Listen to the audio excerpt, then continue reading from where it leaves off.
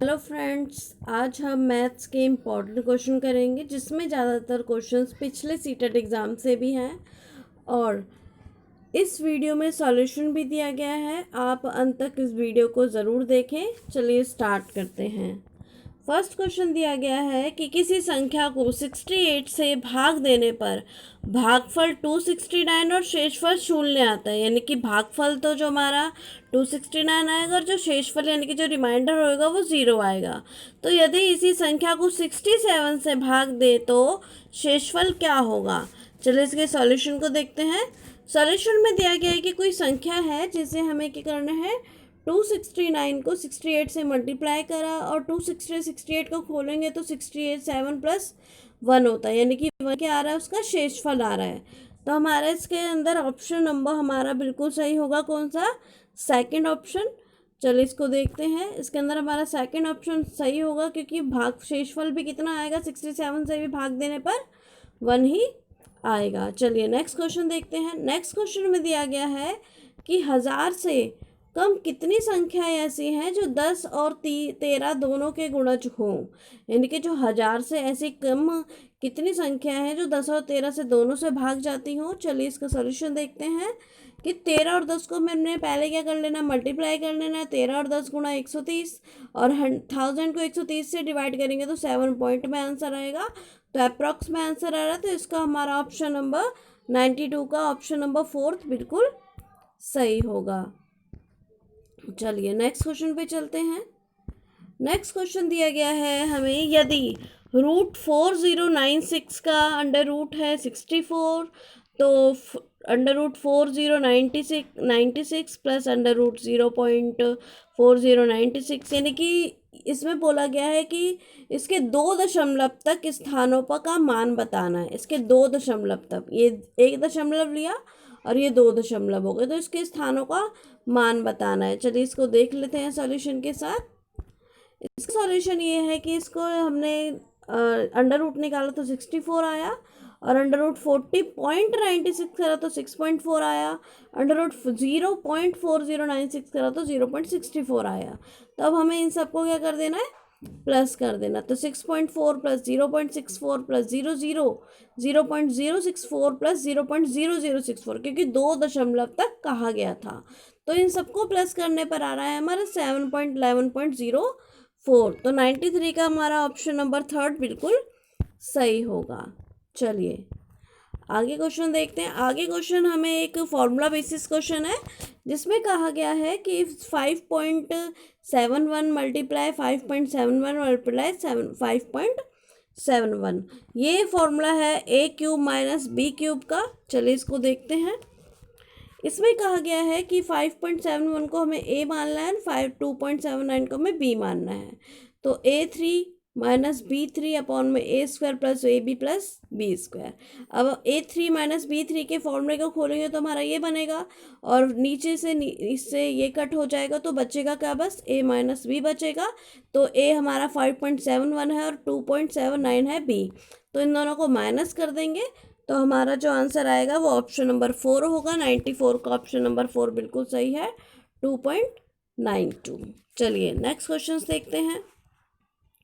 Next question में दिया गया है कि 2 संख्याओं के महत्तम समावर्तक यानी कि HCF और LCM का योग 680 है तथा LS और MS का गुणनखंड कितना दे रखा है, गुणा करने पर 84 आता है। तो यदि उनमें से एक संख्या 56 है तो दूसरी संख्या बतानी है। चलिए इस क्वेश्चन के भी सॉल्यूशन को देख लेते हैं हम कि हमें HCF तो H दे है, LCMs को L से डोनेट करेंगे। तो L इजिकल टू 84 H दे रखा है यानी कि 84 HCF दे रखा है, L प्लस एस यानी कि जो हमारा LCM और HCF प्लस कितना दे रखा है 680 दे रखा है। तो हमारे 84H यानी कि 84 HCF कितना है प्लस H कर देंगे और इंटू 680 कर देंगे। तो 84H और H को इधर ले लिया तो हमारा 680 माइनस 680 अपॉन 85 हो जाएगा। तो 85 से डिवाइड करने पर 8 आया। तो 680 माइनस 8 हो जाएगा 672 और सेकंड नंबर निकालने के लिए 672 इंटू 8 करके हम इसको डिवाइड कर देंगे तो आंसर क्या आएगा हमारा 96 हो जाएगा। इसके अंदर हमारा ऑप्शन नंबर 4 बिल्कुल सही होगा। चलिए नेक्स्ट क्वेश्चन देखते हैं। नेक्स्ट क्वेश्चन में कहा गया है कि किसी संख्या को 896 से भाग देने पर शेष 193 आता है और इसी संख्या को 47 भाग देने पर क्या शेष आएगा। यानी कि किसी संख्या यानी कि 896 को हमने भाग दिया 47 से तो विभाज्य हो गया, यानी कि पूरा पूरा भाग हो गया। मगर 196 को हम 47 से भाग करेंगे तो शेषफल क्या बचेगा 5। तो इसके अंदर आप ये बहुत सिंपल क्वेश्चन था, इसके लिए इसका सॉल्यूशन ज़रूरी नहीं है, तो इसको आप आराम से भी कर सकते हैं क्योंकि 47 को बस हमें 193 से डिवाइड करना है, डिवाइड करना है। तो हमारा ऑप्शन नंबर 5 बिल्कुल सही होगा, ऑप्शन नंबर 2 बिल्कुल सही होगा। चलिए नेक्स्ट क्वेश्चन को देखते हैं। नेक्स्ट क्वेश्चन में हमारा ग्राफ बेसिस है। इसमें कहा गया है कि नीचे दिए गए प्रश्नों का उत्तर दीजिए। इसमें विगत वर्षों में 3 कंपनियों की आय दे रखी है और उसके अंदर एक फॉर्मूला भी दिया गया है। तो 3 कंपनियों की आय दी हुई यानी कि इनकम दी हुई है और प्रतिशत लाभ निकालने के लिए कहा जाएगा इस क्वेश्चन में। तो आय माइनस व्यय अपॉन व्यय निकालना है प्रतिशत लाभ निकालने के लिए। और कंपनी ए के लिए ये स्ट्रेट लाइन, इनके बीच में एक डॉट है और स्ट्रेट लाइन इसके डॉट बीच में एक क्रॉस है और स्ट्रेट लाइन एक ट्रायंगल है। चलो इसको इसकी आय दे रखी है यहाँ पर और ये नीचे वर्ष दे रखे कि 2001, 2002, 2003, 2004, 2005, 2006 में उनके आय का क्या प्रॉफिट रहा। चलिए क्वेश्चंस को देखते हैं आप। वर्ष 2003 में कंपनी सी, जो वर्ष 2003 था उसमें कंपनी सी का व्यय कितना था 1.75 लाख बताया गया है। तो उस वर्ष कंपनी का प्रतिशत लाभ निकालना है, यानी कि आय तो हमें दे रखी है और व्यय हमें इस क्वेश्चन में बताया हुआ है। आय हमें अपने ग्राफ में से शो कराया हुआ है, वो देखना है। चलो इसके सॉल्यूशन को देखते हैं। सॉल्यूशन में दिया गया है कि हमें पहले इसका देखनी है। आय हमारे 2.5 था और वह हमें 1.75 दिया गया था। तो 2.5 में से 1.75 को माइनस करेंगे तो 0.75 बचेगा और अपॉन में 175 करके इसको हमें 100% निकालना है। तो इसका हमारा ऑप्शन आएगा, आंसर आएगा 42.86। तो इसके अंदर हमारा ऑप्शन सेकंड बिल्कुल सही होगा। और आप इसको अपने कॉपी पेन लेकर बैठे और उसको साथ साथ सॉल्व करेंगे तो आपके एग्ज़ाम की तैयारी बहुत ही अच्छी हो जाएगी और आपको क्वेश्चंस का ज्ञान भी हो जाएगी कैसे कैसे क्वेश्चंस आते हैं। चलिए नेक्स्ट क्वेश्चन की तरफ चलते हैं। नेक्स्ट क्वेश्चन में दिया गया है विगत वर्षों में कंपनी ए की औसत आय कितनी थी, यानी कि इसकी औसत आय बतानी है। औसत यानी कि एवरेज इनकम बतानी है। एवरेज इनकम निकलेगी, उसके पूरे सालों की इनकम को हमें प्लस करके डिवाइड करना होगा। चलिए इस क्वेश्चन के सॉल्यूशन को भी देख लेते हैं हम। इस क्वेश्चन में सॉल्यूशन था कि इसमें हमें विगत वर्षों में कंपनी ए की औसत आय निकालनी थी। तो 2000 से जो भी उसकी जिस वर्ष से वो कंपनी का प्रॉफिट हमें आय दी गई है तो उसको को प्लस करते चले जाएंगे। 2.75 plus 3 plus 3.5 plus 3 plus 2.5 plus 3.25 और 6 वर्षों की थी तो 6 से डिवाइड करें इन सबको प्लस करके तो 3 लाख आया। तो इसके अंदर हमारा ऑप्शन नंबर 4 बिल्कुल सही होगा। तो 98 का हमारा ऑप्शन नंबर 4 बिल्कुल सही है, तो 3 लाख आएगा। चलिए 99 क्वेश्चन देखते हैं। 99 क्वेश्चन में दिया गया है कि पिछले वर्षों की तुलना में, यानी कि जो पिछले वर्ष निकल गए हैं तो उसकी तुलना में 2006 में कंपनी बी का क्वेश्चन है, कंपनी बी की आय में लगभग कितने प्रतिशत वृद्धि हुई है। चलिए इसके सॉल्यूशन को भी देख लेते हैं। इसमें यानी कि विगत वर्षों का पिछले वर्षों का हमें पहले देखना पड़ेगा। 2005 और 2006 का देखा है। 3 लाख और 3.5 था। 3.5 में से 3 को माइनस करेंगे और अपॉन में 3 कर देंगे क्योंकि हमारा क्या है ये व्यय दिया हुआ है। तो वह हमारा 17 आएगा निकल के। चलिए आगे इसका सॉल्यूशन दिया गया है। तो 20 माइनस कितना करा 3/3x माइनस एक्स और इंटू 100, यानी कि हमारा इसके विगत वर्षों का पहले तो हमने इसका आंसर निकाला जो हमारा इसमें दिया गया था। कौन सा क्वेश्चन 99। तो 99 का हमारा ऑप्शन नंबर 17 बिल्कुल सही होगा, जो हमने प्रतिशत व्यय का फॉर्मूला लगाना स्टार्ट करा। चलिए 100 क्वेश्चन देखना है। 100वां, जिसमें वर्ष 2002 में कंपनी ए का प्रतिशत लाभ 20 दे रखा है। प्रतिशत लाभ दिया गया है इसके अंदर और उस वर्ष का व्यय निकालना पड़ेगा। तो चलिए इसका सॉल्यूशन देख लेते हैं हम एक बार। इसका सॉल्यूशन में दिया गया है कि हमें इसमें क्या दे रखा था, प्रतिशत लाभ हमें पहले ही दिया गया था, हमें उसका व्यय निकालना था। तो प्रतिशत लाभ 20 दिया गया है और उसकी आय दी गई है 3 दी गई है और उसका व्यय को हमने x माना है क्योंकि हमें बताया नहीं गया है। तो इसको सॉल्व करा तो 3x 3 minus x upon x आया और 20 को 100 से डिवाइड कर दिया तो 5 आ गया। तो x is equal to 5 bracket 3 minus X करा तो x का x 5 3 ज़ा 15 और 5 को x से करा तो 5x। x वालों को हम एक तरफ ले जाएंगे तो 6x आया और 15 का 15 और 6 को 15 से डिवाइड करा तो 2.5 यानी कि 2.5 लाख आएगा तो आंसर। चलिए इसका हमारा 100 का ऑप्शन नंबर हमारा फर्स्ट बिल्कुल सही होगा। चलिए नेक्स्ट क्वेश्चन देखते हैं। वे सबसे छोटी संख्या बताइए जिसे 680621 में जोड़ने पर यानी कि प्लस करने पर योगफल एक पूर्ण वर्ग संख्या बन जाए। यानी कि ये पूर्ण वर्ग संख्या नहीं होगी, जब इसको पूर्ण वर्ग संख्या बनाना है तो पहले हम इसका रूट देखेंगे। चलिए इसके सॉल्यूशन की तरफ चलते हैं। इसके सॉल्यूशन में 680621 का हमने रूट निकाला तो 8 का हमारा यानी कि पूर्ण संख्या नहीं बनी, तो हमारा ये शेष बच रहा है। तो हमें इसको शेष यानी कि 825 के स्क्वायर से थोड़ा कम ही होगा, यानी कि 825 का ज़्यादा है, और क्योंकि 824 से ये ज़्यादा है और ये 825 से ये कम है, तो हमने क्या करा 825 के स्क्वायर में से माइनस कर दिया इसको, तो हमारा ऑप्शन हमारा माइनस करने पर 4 बचेगा। तो हमारा इसके अंदर ऑप्शन नंबर कौन सा हमारा सही होगा, बिल्कुल 1 बिल्कुल सही होगा। तो 101 का ऑप्शन नंबर हमारा 1 बिल्कुल सही होगा। चलिए नेक्स्ट क्वेश्चन पे चलते हैं। नेक्स्ट क्वेश्चन में दिया गया है नीचे दी गई आकृति में कितनी सीधी रेखाएं हैं। इसमें सीधी रेखाएं गिननी है, जो 102 हमारा क्वेश्चन है। तो इसके अंदर हमारी सीधी रेखाएं हैं 12। कितनी रेखाएं दी गई हैं, 12। चलिए नेक्स्ट क्वेश्चन देखते हैं। नेक्स्ट क्वेश्चन में दिया गया है पार्श्व में दिए गए चित्र के प्रतिरूप का प्रशिक्षण करें और इस प्रतिरूप में उपयुक्त होने के लिए किस संख्या प्रश्न चिन्ह को प्रतिस्थापित करना है। यानी कि इसमें क्वेश्चन दिया गया कि एक सर्कल दिया गया है, उसके सर्कल के आसपास संख्या दी है 36 49 25 64। एक बार मैं इसके लॉजिकली आपको बता देती हूँ। 36 का स्क्वायर किसका है, ये 6 का है, ये 7 का है, ये 8 का है और ये 5 का है। अगर आप इन सबको प्लस करते तो 6 + 7 होता है 13, 13 + 5 होता है 18 और 18 + 8 होता है 26। और ऐसे ही आपको इसका निकाल लेना है। चलिए सॉल्यूशन देख लेते हैं। इसमें दिया गया है हमें सर्कल के आसपास कितनी कितनी संख्या दी गई है, 36। तो 25 का स्क्वायर रूट 5 है, 64 का 8 है, 36 का 6 है। तो हमें यहाँ पर ऐसा स्क्वायर रूट लाना है जो जिसको प्लस करने पर ये 31 बन जाए। तो किसका होगा, 144 का, यानी कि 12 का स्क्वायर होगा तो 144 होता है। तो 12 माइनस कर देंगे तो 31 हमारा आंसर आ जाएगा, क्योंकि 5 तो 5 8 6 प्लस कर दिया और जो हमें फोर्थ संख्या नहीं दी गई थी इसको इक्वल टू 36 1 कर दिया जो हमारा टोटल था, तो मैंने माइनस कर दिया तो हमारा आंसर आ गया 12। इसके अंदर हमारा ऑप्शन नंबर 1 बिल्कुल सही, क्योंकि 12 का स्क्वायर 144 होता है। चलिए नेक्स्ट क्वेश्चन पे चलते हैं।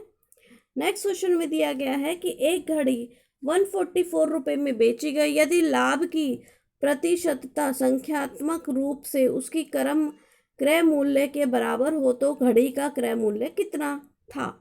तो इसमें घड़ी के क्रय मूल्य के बारे में हमें बताना है। चलिए देख लेते हैं। 100 + x% को x मानेंगे और 144 यानी कि जो उसका क्रय मूल्य दिया गया था। तो हमने 100 + x का परसेंटेज निकाला तो इसको 144 100 बन गया ये, और x² इसको खोल देंगे हम तो x को इससे डिवाइड करो तो x² + 100x - 14400 इक्वेशन बन गई। ax² + bx - c = 0 की इक्वेशन बन गई। अब इसको सॉल्व कर देना है हमें। x कॉमन लिया, x + 18 ब्रैकेट माइनस इसका 80 कॉमन लिया और एक x + 180, तो इसको हमने इसको ब्रैकेट्स बना लिए, 2 ब्रैकेट्स। तो हमारा ऑप्शन नंबर x 80 बिल्कुल सही होगा। इसके अंदर हमारा ऑप्शन नंबर सेकंड बिल्कुल सही हुआ कि तो घड़ी का क्रय मूल्य कितना होगा कि 80 रुपये होगा। चलिए आगे क्वेश्चन देखते हैं। आगे क्वेश्चन में दिया गया है 68,000 रुपये को ए बी और सी में 1/2 और 1/4 और 5/16 के अनुपात में बांटा जाता है। तो सबसे बड़े और सबसे छोटे अनुपातों का सबसे छोटे भागों का अंतर बताना है। चलिए इसके सॉल्यूशन को देख लेते हैं।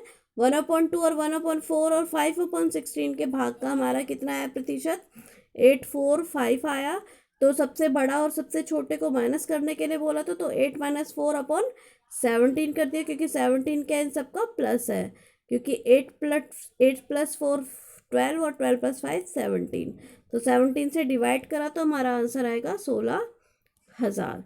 तो इसके अंदर हमारा ऑप्शन नंबर 4 बिल्कुल सही होगा। चलिए नेक्स्ट क्वेश्चन पे चलते हैं।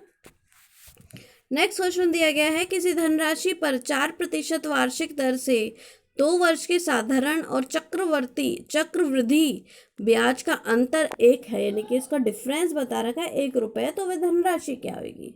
चलिए इसके सॉल्यूशन को देखते हैं। राशि दे रखी है हमें x इंटू 100/4, सॉरी r, जो मेरे रेट दे रखा है इसका स्क्वायर रूट x होगा, और हमने राशि के तौर पे 1 माना हुआ था, तो 100/4 करो तो इसको सॉल्व करने पर हमारा 625 आएगा। तो इसके अंदर हमारा ऑप्शन नंबर 2 बिल्कुल सही होगा। और आप इसके सॉल्यूशन को ध्यान से देखें और अपनी प्रैक्टिस रिसर्च में करते रहें। चलिए नेक्स्ट क्वेश्चन देखते हैं। ये संख्या 4.66 के ऊपर बार है, यानी कि ये रिपीट हो रही होगी तो इसके ऊपर बार लगाया गया है। तो 4.66 बार को जब परिमेय संख्या के रूप में व्यक्त किया जाता है तो उसका मान क्या होगा। तो इसको दो संख्या के ऊपर बार करें तो इसको 100x लेते हैं, 100x करके 4.66 और 0.66 के ऊपर बार है, तो 100 माइनस एक्स कर देते हैं, तो 100 माइनस एक्स क्या होगा, 99x इज इक्वल टू 462.0। तो 462/99 करेंगे तो हमारा ऑप्शन आएगा 14/3। तो इसके अंदर हमारा ऑप्शन नंबर 4 बिल्कुल सही होगा। चलिए नेक्स्ट क्वेश्चन देखते हैं। नेक्स्ट क्वेश्चन दिया गया है, किसी वस्तु के निर्माण की लागत, किसी वस्तु को लागत यानी कि उसको बनाने में 900 रुपये थी और व्यापारी इस पर 10% की छूट देने के बाद भी 25% का लाभ उठाना चाहता है, यानी कि 10% डिस्काउंट दे रहा है और 25% उसको प्रॉफिट भी चाहता है वो, तो उसे उस वस्तु का अंकित मूल्य कितना निर्धारित करना है, उसका मूल्य उसको कितना शो करना पड़ेगा। चलिए क्रय मूल्य यानी कि 900 रुपये है और विक्रय मूल्य 900 का 125 निकालें, क्योंकि 25% को लाभ चाहिए, और 900 इंटू लाभ अपॉन 100 और 1125 जो हमें दिया गया था इसमें। चलो इसको निकालते हैं तो हमारा क्या आएगा, 1125 इंटू 100/90 करेंगे तो 1250 उसका मूल्य रखना होगा। तो इसके अंदर हमारा ऑप्शन नंबर कौन सा सही होगा, 108 का ऑप्शन नंबर 2 बिल्कुल सही होगा। चलिए नेक्स्ट क्वेश्चन देखते हैं। नेक्स्ट क्वेश्चन में देख रखा है, चक्रवृद्धि ब्याज का अर्थ सर्वोत्तम तरह से समझाया जा सकता है, किसके द्वारा समझाया जा सकता है चक्रवृद्धि ब्याज के अर्थ को। फर्स्ट है कि अनुमानकारी तरीके से, वियोजक तरीके से, निदर्शन तरीके से, या प्लेवे तरीके से, यानी कि प्लेवे मेथड से। तो 109 का हमारा ऑप्शन नंबर 1 बिल्कुल सही होगा। अनुमानकारी तरीके से बताया जा सकता है, जैसे 100 अनुमान लगा लेते हैं हम उस हिसाब से। चलिए नेक्स्ट क्वेश्चन देखते हैं। विद्यार्थियों को यह समझाना है कि रेखीय बिंदु क्या है, सर्वोत्तम तरीका है। रेखीय बिंदु समझाने का सर्वोत्तम तरीका कौन सा है, तो अनुमानकारी यानी कि इमेजिनेशन से, वियोजक से, निदर्शनकारी से, या प्लेवे मेथड से। तो इसके अंदर हमारा ऑप्शन नंबर 3 बिल्कुल सही है। निदर्शनकारी से बच्चे को रेखीय बिंदु को सर्वोत्तम तरीके से समझाया जा सकता है।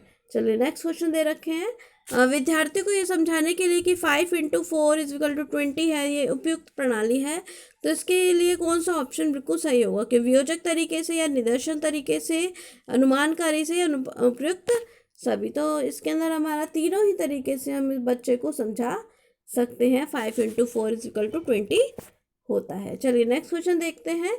एक निदानकारी परीक्षण को तैयार करते वक्त, यानी कि इसका एक निदानकारी इसको सॉल्यूशन कर लिया है किसी परीक्षण का, तो शिक्षक को क्या नहीं करना चाहिए, इसके अंदर नहीं पूछा गया है, तो आप इसको ध्यान से ऑप्शन को पढ़िएगा।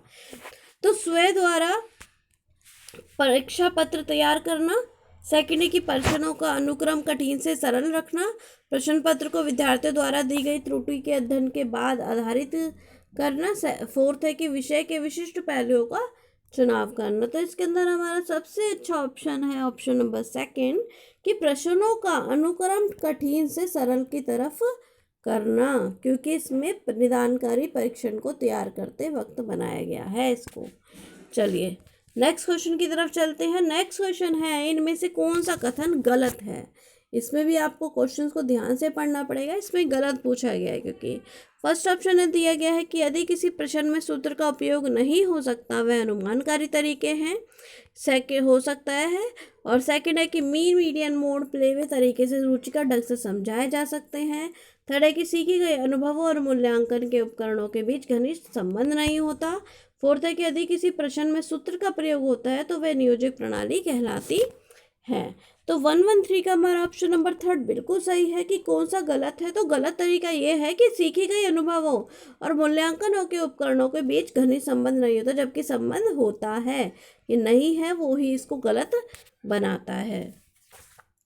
ऐसे और इम्पोर्टेंट क्वेश्चन के लिए आप हमारे चैनल को ज़रूर सब्सक्राइब करें और उसके साथ बेल आइकन को भी प्रेस करें, जिससे कि आपको नोटिफिकेशन जल्दी से मिल सके हमारी वीडियोस का और आप अपने सीटेट की तैयारी के लिए मैथ सेक्शन को स्ट्रॉन्ग कर सकें। चलिए नेक्स्ट क्वेश्चन देखते हैं। नेक्स्ट क्वेश्चन में क्या है। नेक्स्ट क्वेश्चन है, किसी वृत्त के अंदर स्थित चतुर्भुज, यानी कि कोई वृत्त दिया गया है उसके अंदर एक चतुर्भुज है, तो किस प्रकार का होगा। तो इसके चक्रीय होगा, वर्ग होगा, आयत होगा, या इनमें से कोई नहीं। तो इसके अंदर हमारा ऑप्शन नंबर फोर्थ बिल्कुल सही है, इनमें से कोई नहीं होगा। क्योंकि वृत्त के अंदर स्थित चतुर्भुज किसी भी प्रकार का हो सकता है, यानी कि वो किसी भी तरीके का हो सकता है, तो हम इसको कोई नाम नहीं दे सकते। तो इसमें से उपयुक्त में से कोई नहीं। चलिए नेक्स्ट क्वेश्चन देखते हैं। वृत्त के महत्तम जीवा जिसकी, यानी कि कॉर्ड दी गई है, एक सर्कल इसकी कॉर्ड दी गई है, ये कॉर्ड होती है, तो वो दे रखी है 7 सेंटीमीटर के वृत्त की परिधि पर बने कोण का मान कितना होगा। उसकी परिधि पर बने कोण का मान कितना होगा। तो फर्स्ट है कि 90 डिग्री, 45 डिग्री, 180 डिग्री, या ज्ञात करना संभव नहीं है। तो इसके अंदर हमारा ऑप्शन नंबर 1 बिल्कुल सही होगा, 90 डिग्री होगा। क्योंकि वृत्तम महत्व इसका व्यास होता है, यानी कि जो जीवा होगी वो व्यास माना जाएगा, डायमीटर माना जाएगा। तो व्यास द्वारा वृत्त के केंद्र पर बना कोण 180 का मानते हैं, तो 180 का अपॉन 2 करा तो 90 डिग्री आएगा। तो वृत्त के समान चाप द्वारा क्या करेंगे, केंद्र पर बना कोण परिधि पर बड़े कोण का 2 गुना होता है। चलिए नेक्स्ट क्वेश्चन देखते हैं। इससे प्रश्न का विश्लेषण कर सकने की क्षमता में विकास होगा। प्रश्न का विश्लेषण करने में किसका विकास होगा, लक्ष्य का, ज्ञान का, गुण का, या प्राप्त उद्देश्य का। तो 116 का हमारा ऑप्शन नंबर 4 बिल्कुल सही होगा, प्राप्त उद्देश्य का ज्ञान होगा। नेक्स्ट क्वेश्चन हमारा है कि प्राप्त उद्देश्य के भाग है। प्राप्त उद्देश्य के क्या भाग हैं, पाठ्य पुस्तक, व्यवहार परिवर्तन, और दोनों या कोई नहीं। तो इसके अंदर हमारा ऑप्शन नंबर दोनों सही है, यानी कि दोनों ही प्राप्त उद्देश्य के भाग हैं। पहला पाठ्य पुस्तक भी और व्यवहार परिवर्तन भी है। चलिए आज की वीडियो में बस इतना ही। और वीडियो पाने के लिए और ऐसे ही और इम्पोर्टेंट क्वेश्चंस के लिए वीडियो पाने के लिए आप हमारे चैनल को सब्सक्राइब और लाइक, शेयर और कमेंट करना ना भूलें। Thank you watching this video.